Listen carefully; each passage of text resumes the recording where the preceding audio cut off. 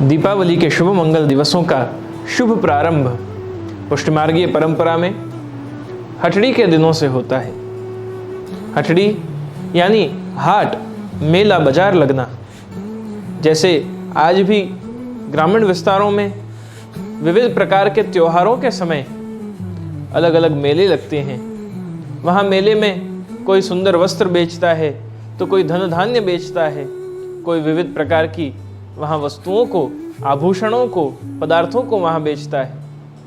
हर व्यक्ति अपने अपने अनुसार वहाँ कुछ न कुछ वस्तुओं को विक्रय करने बैठता है। उसी प्रकार से जब ब्रज में गोवर्धन पूजा का, गिरियाग का महामहोत्सव होने जा रहा है, उससे पूर्व ब्रजवासियों ने मिलकर और सुंदर मेला सजाया है।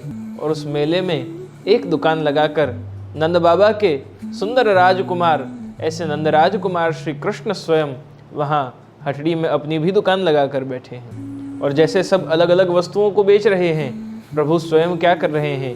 गोपीजन कहती हैं कि तहाँ बिकात हरि प्रेम, चल सखी चल अहो ब्रज पैंठ लगी है। वहाँ दुकान लगा है, बाजार लगा है, और वहाँ स्वयं हरि विराज कर, और वहाँ कोई कुछ तो कोई कुछ, पर प्रभु स्वयं तो प्रेम बेच रहे हैं।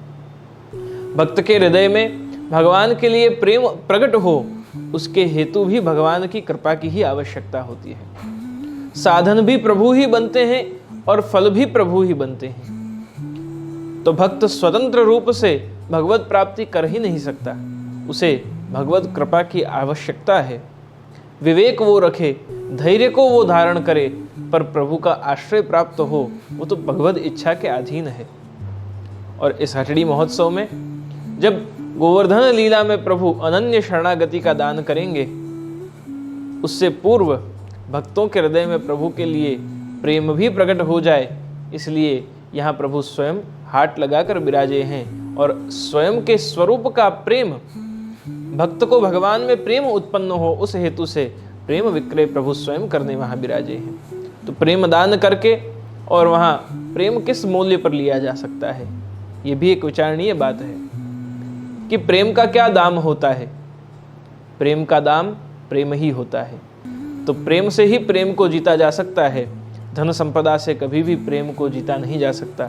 जिसका जितना अधिक प्रेम प्रभु के लिए, उतना अधिक भगवान उस भक्त को भी प्रेम करते हैं। इस बात को दर्शाने के लिए ये हटड़ी का सुंदर मनोरथ दीपोत्सव से पूर्व, दिवाली से पूर्व सिद्ध किया जाता है। आप भी अपने प्रभु को सुंदर हटड़ी सजाएं, कभी कांच की तो कभी विविध प्रकार के सुंदर जरदोजी के वस्त्रों की, कभी स्वर्ण के भाव से सोने की, तो कभी चांदी के भाव से रुपेरी रंग की सुंदर हटड़ी को सिद्ध करें और उसमें अपने प्रभु को पधरा कर और सुंदर हटड़ी का मनोरथ सिद्ध करें।